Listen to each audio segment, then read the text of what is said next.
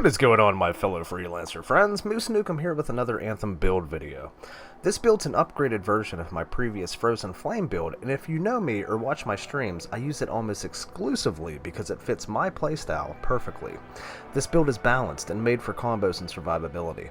The focus isn't going to be on maximum combo damage, or ultimate speed, but the ability to smash mobs quickly and combo instantly and continuously. As always, no one is going to have the same exact inscriptions that this build does, but the items used to create this build can still be viable even if the inscriptions are slightly different. Let's take a look at what was used to create this build, and then we'll demonstrate how it works in the field. First off, we'll take a look at the components. I've chosen the emergency power mainly because of the 48% ultimate damage and 75% armor max inscriptions, but of course it doesn't hurt to have the security blanket if you're close to death. Emergency power augments the ultimate gear, and it increases base damage by 30% and instantly refills your ultimate meter when armor is critically damaged. There is a 2-minute cooldown between uses. Next component, we're looking at the Badge of Devastation. I've chosen this particular component because of the simple fact that it increases assault launcher damage by 30%, and we're going to be using our assault launcher a lot. Additionally, when performing a large hit streak of 10, this component adds 10 ultimate charges instantly. Moving on, we're using the Vanguard's Badge. This component increases our melee damage by 40%. We're going to be meleeing a lot as well, and my favorite perk of the component, every time you perform a melee hit, it automatically restores 40% of your shields. Again, survivability. Next on our list of components, Airborne Advantage. This build revolves around impact damage, so the Airborne Advantage is a no-brainer here. This item increases impact damage by 50% and increases all resistances by 25% while hovering.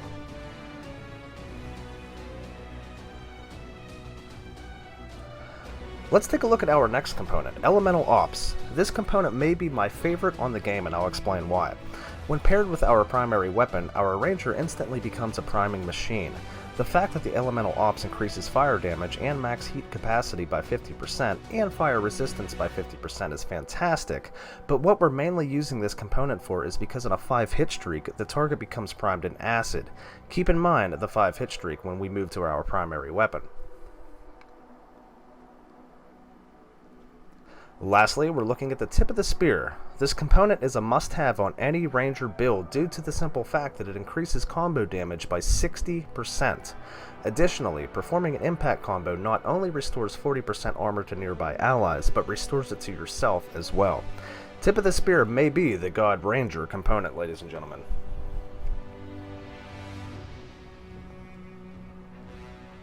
Alrighty, ladies and gentlemen, now that we've covered the components, let's take a look at our weapons.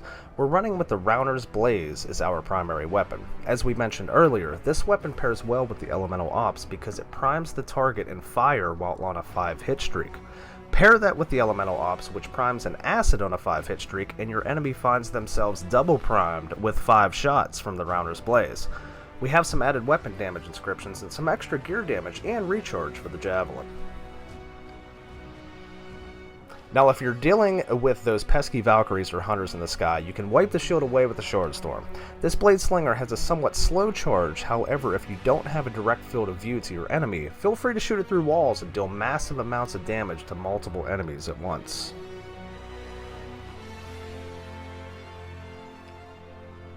Let's move on to our melee. The Rampager is a vital piece to this build. This is one of our 2 detonators, and we're going to be using it constantly.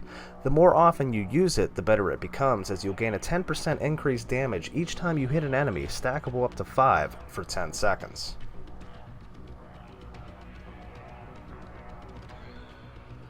So we're getting closer to completing the build. Let's take a look at our grenade. The Arctic Tomb is an absolute beast, as it freezes targets in place, and when defeated, the enemies explode and freeze other enemies nearby. This makes for a nice chain of combo kills. We have an additional 300% charges for a total of 4 charges, so we could just keep chucking those bad boys all day.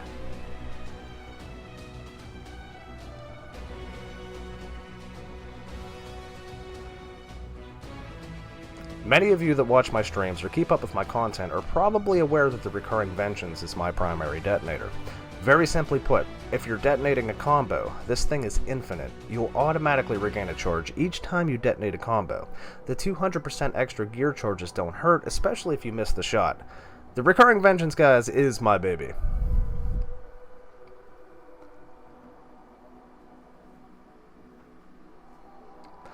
Last but not least, let's take a look at our support gear.